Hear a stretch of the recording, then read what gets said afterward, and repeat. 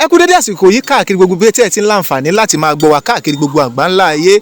Ẹ wò inú ojúbọ Ọ̀ṣun Òṣogbo òun la wà yìí níbi tí àyájọ́ ọdún Ọ̀ṣun Òṣogbo tó ti ń lọ lọ́wọ́.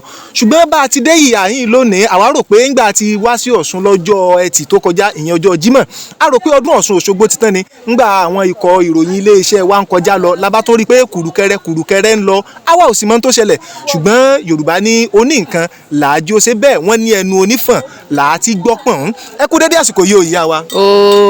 Ẹ bá dárúkọ yín fún àwọn tí wọ́n ń gbọ́ wa nílé. Èmi ni Ọ̀ṣun Tóògùn o. Ọ̀ṣun Tóògùn. Ìfágbèmí.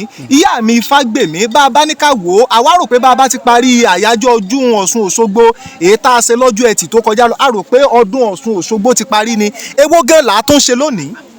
Ọjọ́ òní lọ́jọ́ ọdún gangan, ọjọ́ òní là ń Ikese rodo. Ikese rodo. Ikese rodo.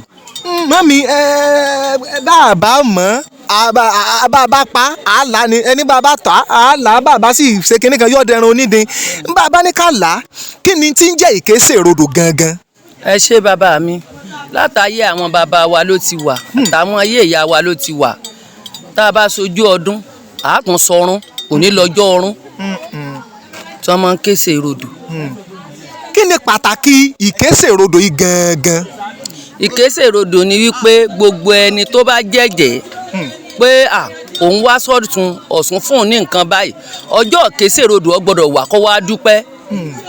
Kó wá dúpẹ́ oore tó ṣe, bóyá ń wọ́ ọmọ ni o, bóyá ń wọ́kọ ni o, bóyá ń wáya ni o, bóyá nǹkan kan ló ṣẹlẹ̀ sí o tọ̀sùn wá bá ṣe.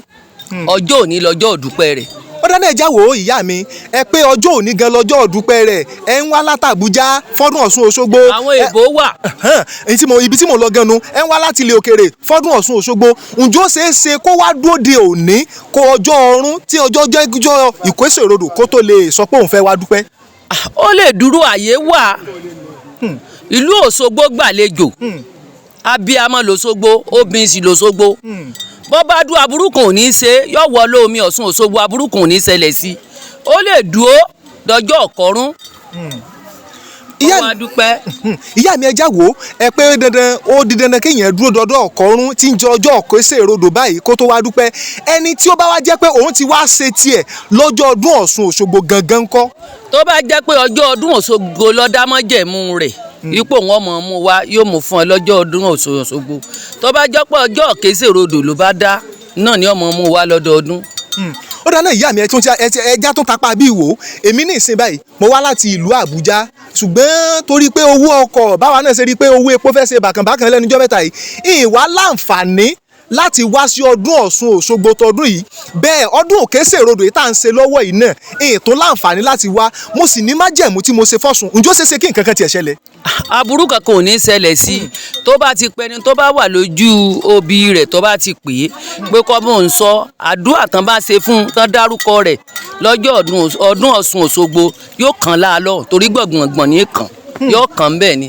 Omi ó sì bá ṣẹ́gun, omi ó sì bá ṣe, yóò wà lànà fún ìrọ̀rùn ni ó bá wá lọ́dún tó ń bọ̀.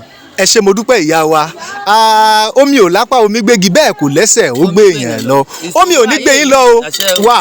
Wà ìṣòro ayé wa, ìfòró ayé wa, wàhálà, ìdààmú, omi ò gbé lọ.